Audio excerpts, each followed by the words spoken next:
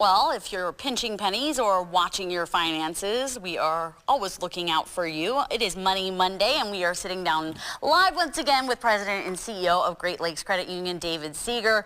We're going to discuss how your health can play a role in your finances, but first, a look at what's happening right now with stocks ahead of today's opening. David. Good morning, Angie. The Dow right now, the opening and the pre-market trading is down 73, the S&P down 9, and NASDAQ down 1570. So it's improved since the first hour, but nonetheless looking for a little volatile ride today. A lot of things going on in Europe is going to have an influence on these type of numbers going forward. Okay, and that's of course because their numbers come in before us. This is a big indicator as why we're seeing lower numbers to start.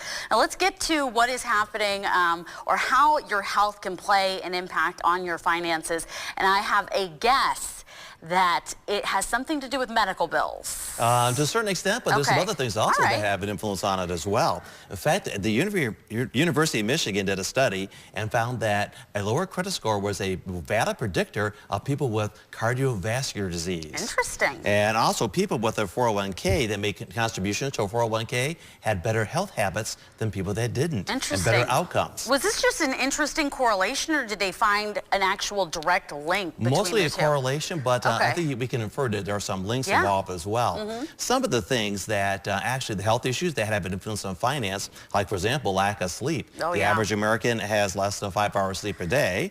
And if you're worried about finances, you're sure not sleeping well. And it results in poor decision making, resulting in impulsivity buying. So that is a big problem there. Poor nutrition. If you don't have the ability to say no to junk food, you probably do not have the inclination to hold up against impulse purchases, according to Jeffries, the author of The Frugal Investor. Lack of exercise. If you don't have the ability to exercise and stay with it, you probably don't have that habit infused in you in order to save and do things like that nature as well. Stress.